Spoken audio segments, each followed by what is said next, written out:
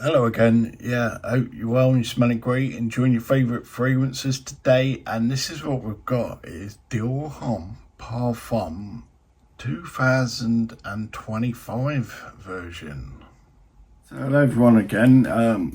You may have just seen me doing a video for the original Dior Homme Parfum, the 2014 version, and yeah, now we've got the Dior Homme Parfum 2025 version.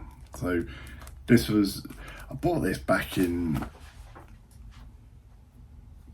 February or March, duty free, and we're now end of July. So I've been sitting on this for 4 months, just waiting for the right time to open it. And as I purchased the other one, I thought, yeah, we'll open them both at the same time and do a couple of videos on them. So let's see how it's changed. I've heard there's been changes.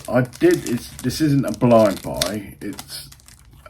I did smell it. I didn't wear it, but I did smell it, and I have to say I quite liked it. And I haven't worn the original, so I know there's a lot of love for the original and quite a bit of animosity towards this. Though to me this was a brand new fragrance and I hadn't really done any comparison to the original, so I just took it on its own merit, and I thought it was alright actually, to be fair. It was quite nice smelling, nothing spectacular, but it wasn't awful. Though I can understand if there's a lot of love for the original and then they come along and they restructure it, reformulate it, and apparently it smells nothing like the original, then yeah, I can see why there's that animosity. Though that's the bottle there. It's only a small bottle as well. I don't think they did 100ml. Oh, that's a 50ml. I think it was like they either did a 50ml or a 75ml. Oddly enough. So that's the bottle. It's quite small and dainty, isn't it? Don't like that straight away. The sprayer is not the way facing the front. Like that matters. Right.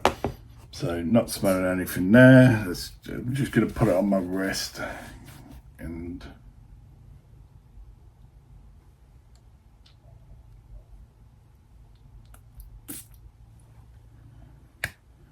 okay, so you just pick that iris up straight away.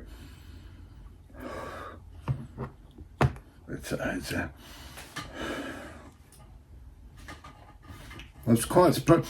This doesn't smell like what it smelled like when I first smelled it in the shop. It smelled a lot sweeter than this. Maybe because the bottle had aired and had some time to oxygenate. This smells very irisy, to be fair. Very, very irisy. Similar to the original. I know a lot of people say it's different, it's nothing like it, though. I've just smelt the original and it's a similar type of iris. Let's have a check. I think this gets really marked down on Fragrantica. Yeah, it's like gets 2.83 of a rating out of 2,500 votes. So it's really disliked in comparison. So the main accords are amber, woody, earthy, patchouli, iris, powdery, warm, spicy, violet, aromatic, balsamic. And it was done by Francis Kurkdjian. Now, I dare say he has done quite a few decent fragrances. It's only giving small amount of notes for this. Top note iris, middle note amber, and base notes patchouli and vetiver. So the immediate absence of oud in the woods. I could sort of feel why he's taking it that direction in a way. More of the ambery side and away from the leather and the wood. It's obviously by design and choice that that's done, and I think one of Kurkdjian's, to me, the standout ones, Grand Soir. Whether or not they've tried to sort of mix the iris on top of the amber and try and pull off a Grand Soir stroke Dior Homme Parfum like hybrid. See, that's what I remember from when I smelt it before on this tester strip. I know it's different on tester strip than skin, though it was very sweet, I remember. Right, let's have a look. So it's moderate to long lasting on longevity and moderate sillage. It's coming out more male. It's saying it's way overpriced. Not sure how much that was actually. I really can't remember. It's duty free, so there would have been a discount on it. There's no pros and cons for this. Imagine, yeah, yet to come on. The thing with this is it doesn't really, I think because of the other Dior Hommes and the strong iris Dale, this feels similar. Doesn't really stand out. It's not like groundbreaking. I ain't minding this, to be honest.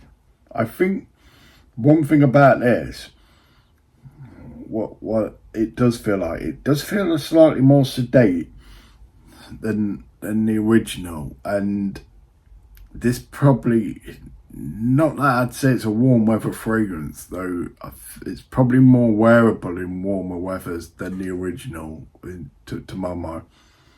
This is probably a little bit more versatile. Right, okay, so guy saying it smells like sweaty socks from the entire day. Dude, really, you need to cut off the dough. What's wrong with you people?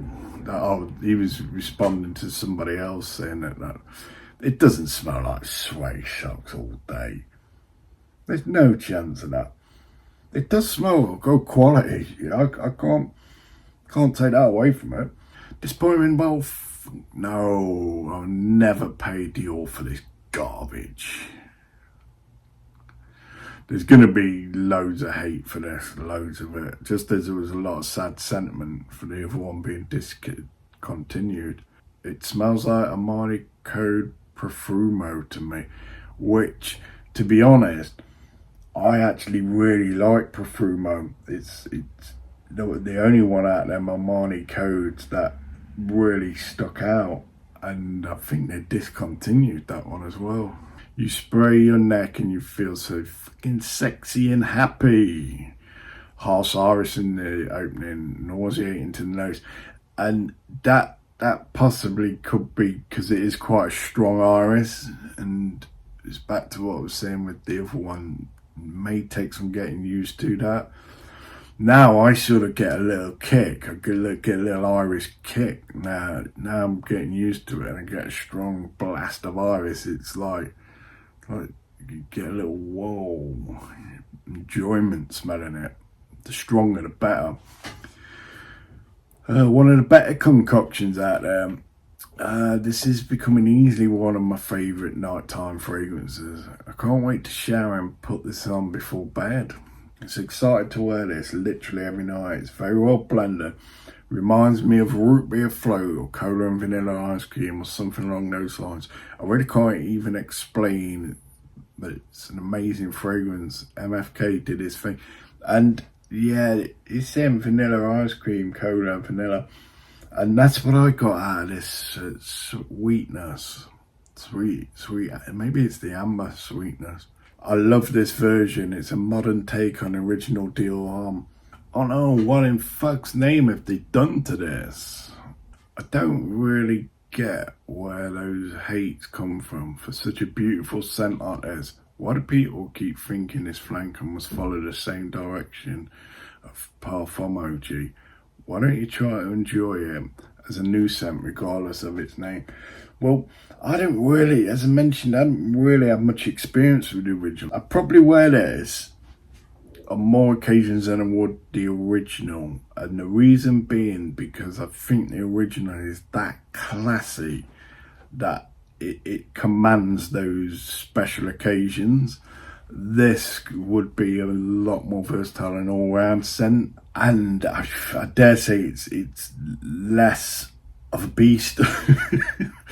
So definitely less of a beast. I think you need more sprays than one on this. It has the simplified notes from Prada L'Homme Intense. It's obvious why they smell very identical. Stinks. Of course it stinks. Fucking fire, Francis Kurkdjian. Rubbish. From one of the best of the worst Diors ever. Great. I was just thinking the Dior Homme range wasn't confusing enough. And this is the thing, absolutely. I don't know which ones of these I have and haven't smelled. I have no idea. Doesn't project enough. I'm trying to drop panties. This should be named Dior Homme Lamal. This honestly annoys me because it just smells like Ultramal. I love the other fragrances from the Dior line, but this one is just Ultramal. I would say this probably resembles more Givenchy, the Ambery, the new Ambery. It's got that vibe in the dry down, because that has iris as well. The new Ambery has iris, nothing to the intensity of this iris, but it has a very quick burst of iris in the opening and then settles down to a real amber. This has a strong iris and then it's a subtle amber. Robert Patterson would be disappointed. I believe he's the pin-up guy to sell it, like on the advertisement. Someone did compare the original to Batman. I've completely 180'd on this one. It's actually a really nice amber fragrance. I was never a massive fan of the old Parfum. I feel it took the vibe of Homme Intense and took it to stranger places. This is infinitely more wearable than the old one. I'd say this is probably more wearable, and back to that reasoning occasion. Especially now the older ones discontinued, I really won't want to be just wearing it very casually. The whole argument here could have been avoided by Dior by simply placing OD in front of Parfum. Then either keep the OG or discontinue it with dignity. That's a good point. They didn't have to just do that, did they? Boycott Dior. It's a bit much, that, isn't it? Because they offered some change in the fragrances, right? That's it. I can understand that though, if you're a fan. I'm sort of getting that way myself with PDM, that like the last two iterations from PDM for me, I've felt nothing short of disappointment from them both. And I know PDM have got a new extrait line coming out. I believe there's 3 extraits coming out, and yeah, I think they're quite high water in prices. And after the last 2 PDMs, and I usually like to blind buy my PDMs, I don't know if I'll do it. It's put me off, to be honest. Although one of them does look really good. It does. It looks like my type of fragrance. Though it might be like Unwind, where they brought out those 3 new ones, and I smelt the 3, and there was only one that I liked, and that was done by Cecile Zarokian. That was beautiful. That I've yet to get my hands on that though. Absolute disgusting opening. Yuck. That's settled right down to an amber. Right, let's have a smell of this as well.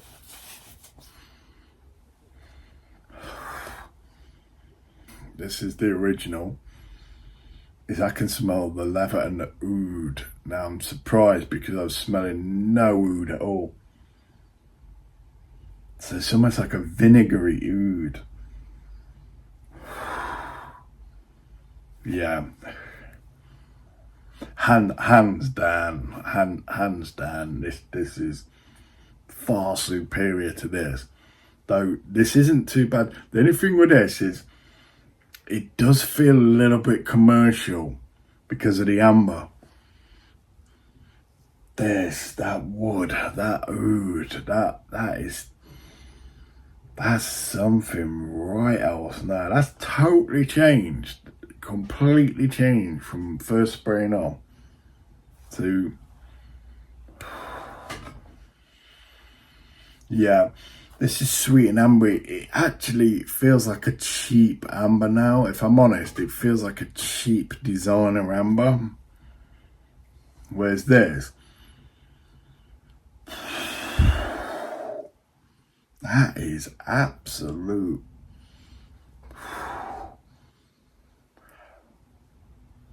Yeah, you can just tell the difference in quality of the fragrances here.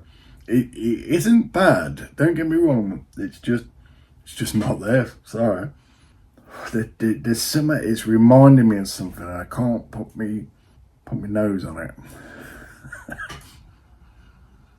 Oh, what is that? I don't. It's right on the tip of my tongue as well. And it's a classic. Oh, if I can remember, I'll put it in the comments. I want to say it's similar. There's an orange vibe to it. It's almost like rose incense in a way. But yeah, well, I'm not gonna put any more on, to be honest.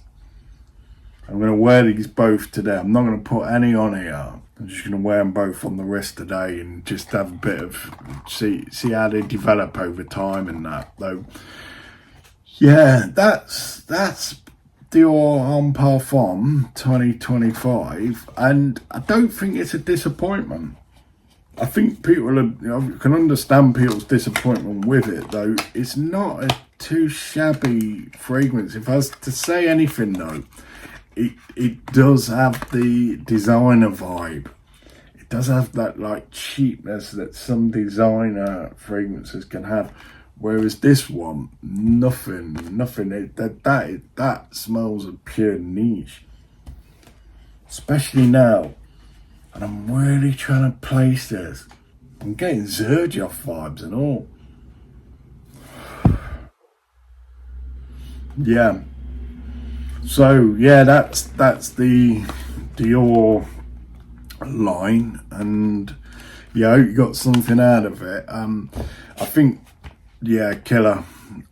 It's good on its own. I can't berate it. It is good. It is. It's its own thing. I probably agree with that person's sentiments about just put eau de parfum in front of it, and you could have had two separate things there, and still kept that one going. But yeah, hope you got something out of that. That's little Dior and little comparison there. And yeah, please continue creating value in your lives and environment. I wish you all the best. Bye for now.